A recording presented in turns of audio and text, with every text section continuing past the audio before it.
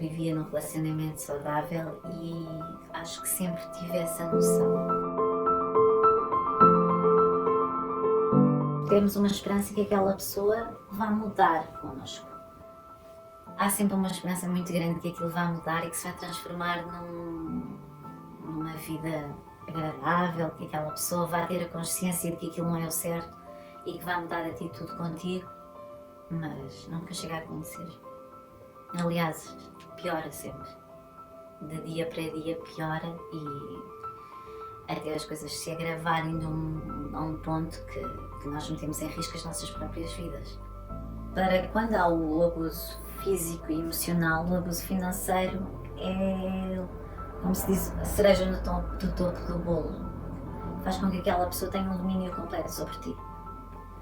Achar que não tens capacidade de sobreviver sozinha, ou achar que não és capaz de sustentar os teus filhos sozinha, ou achar que o melhor é ficar naquela situação porque tu não tens capacidade de levar a tua família para uma situação melhor. Ele agredia-me sempre de maneira que não fosse muito visível as marcas, para que as pessoas ao nosso redor não conseguissem ver realmente o que ele fazia. Ele jogava muito com o puxar-me da cama pelos cabelos, arrastar-me no chão ou depender dele financeiramente.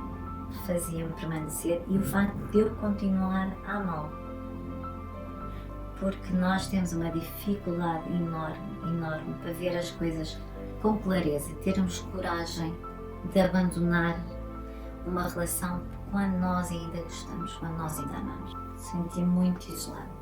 Acho que era já com o intuito de me isolar das pessoas e me sentir mais fragilizada e mais fácil de manipular por ele. Nós não podemos contar às pessoas, nós não podemos explicar a razão porque é que não estamos bem, nós não queremos dar explicações às pessoas, porque aí vamos entrar por um campo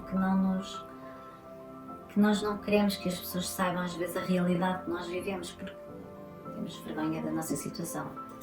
Temos vergonha que nos deixemos agredir, temos vergonha porque achamos que as pessoas nos vão julgar, temos vergonha porque achamos que estamos a falhar, porque pensamos que fizemos algo de errado, que somos culpadas daquela situação.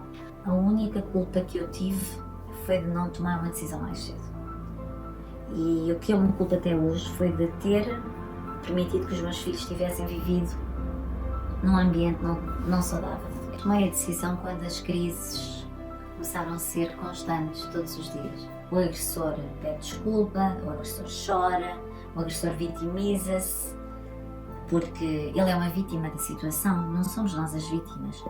As agressões físicas serem diárias, o ser de manhã à noite as agressões verbais, e eu não conseguia mais, eu estava a ver aquilo avançar de uma maneira que ele iria tentar acabar com a minha própria vida, aliás, serem ameaças constantes dele que eu não iria viver sem ele. Começa a ser um bocadinho difícil de suportar, porque já não és só tu a sofrer, são os teus filhos que estão a sofrer.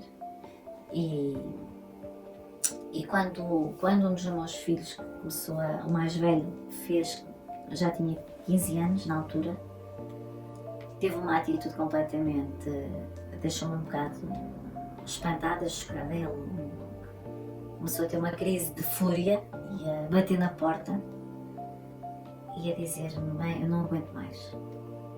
Se tu tens medo, eu prefiro viver debaixo de uma ponte do que viver num ambiente destes com esta pessoa cá em casa. E foi aí quando eu conversei com ele que lhe disse que me queria separar e queria o divórcio. E então foi aí que ele me tentou matar mesmo à frente dos meus filhos. Que ele me empurrou pelas escadas e que me partiu o maxilar e que eu perdi os sentidos, e quando acordei estava no chão com os meus filhos a chorar ao meu lado e a tentar-me acordar. A primeira noite depois de eu ter saído de casa foi uma sensação incrível de paz, de proteção. Podes respirar, podes dormir. Não há ninguém que chegue às 2 da manhã, às 3 da manhã e que te vá magoar. É uma sensação que não tem preço. São coisas tão simples que o ser humano vive todos os dias, basicamente, a maior parte dos seres humanos. Mas quando nós não o temos, é tipo é algo que nós conquistamos com tanto esforço. Poder dormir em paz, sem estar em perigo, te dá uma sensação de tranquilidade que não tem preço.